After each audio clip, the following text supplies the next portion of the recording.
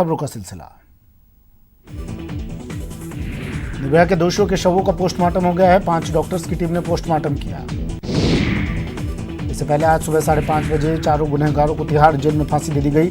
इस दौरान जेल के अंदर लॉकडाउन रहा।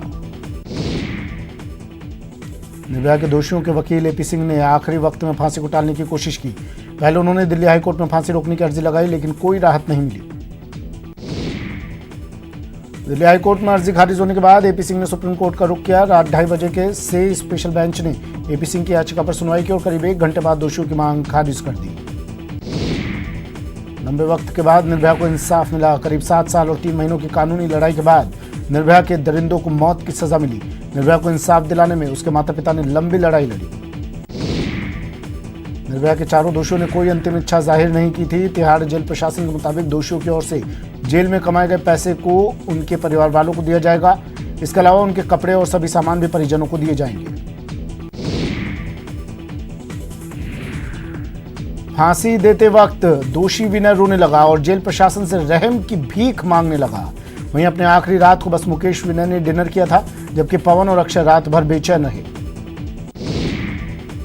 निर्भया गैंगरेप और हत्याकांड के चारों दोषियों को आज तिहाड़ जेल में सुबह ठीक 5:30 पर फांसी दे दी गई। निर्भया के दोषियों को फांसी पर झुलाने वाले जल्लाद का नाम पवन है और वो उत्तर प्रदेश के मेरठ जिले का रहने वाला है।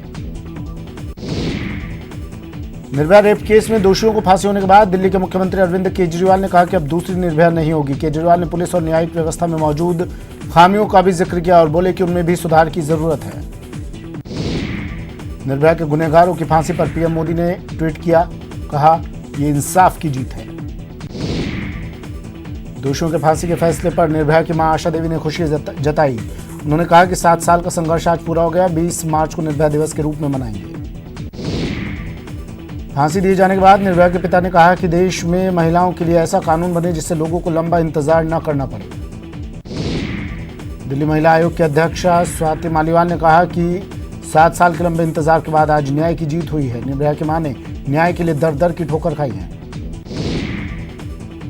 निर्भया के दोषी राम सिंह और मुकेश करौली के रहने वाले थे, जिसमें राम सिंह ने तिहाड़ जेल में खुदकुशी कर ली, जबकि मुकेश को आज फांसी दे दी गई।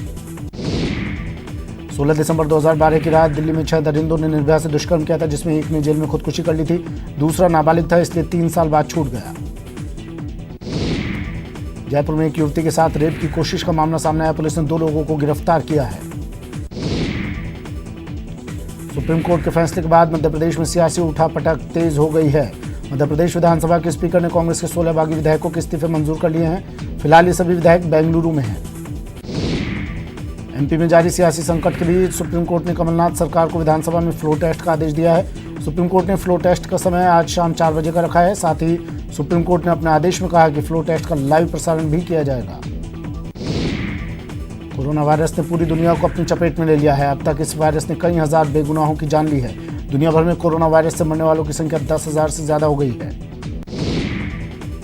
कोरोना वायरस के चलते भारत में 5वीं मौत का मामला सामने आया। इटली के एक शख्स ने जयपुर में दम तोड़ दिया है। अब तक दिल्ली, महाराष्ट्र, कर्नाटक और पंजाब में एक मौत का मामला सामने आ चुका है। कोरोना वायरस पर मोदी सरकार एक्शन में है। पीएम नरेंद्र मोदी आज शाम सभी राज्यों के मुख्यमंत्री और स्वास्थ्य मंत्रियों से वीडियो कॉन्फ्रेंसिंग के जरिए बात करेंगे। इस दौरान राज्यों में कोरोना को लेकर की जा रही तैयारियों, सुविधाओं पर चर्चा हो सकती है। कोरोना पर पीएम ने कल राष्ट्र के नाम संदेश दिया। पीएम ने लोगों से कहा कि पूरा विश्व संकट के गंभीर दौर से गुजर रहा है। ऐसे में सभी को सजग और सतर्क रहने की जरूरत है।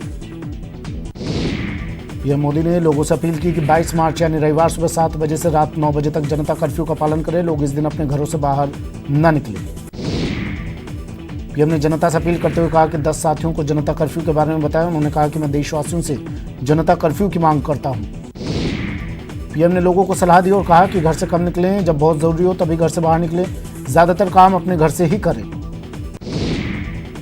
पीएम ने कहा कि सरकार ने कोरोना से लड़ने के लिए कोविड-19 इकोनॉमिक टास्क फोर्स गठित की है। आर्थिक मुश्किलों से निपटने में टास्क फोर्स काम करेगी। देशवासियों से अपील करते हुए पीएम ने कहा कि हम संक्रमित होने से बचेंगे, तभी दूसरों को संक्रमित होने से बचाएंगे। सरकार की कोरोना पर पूरी नजर है।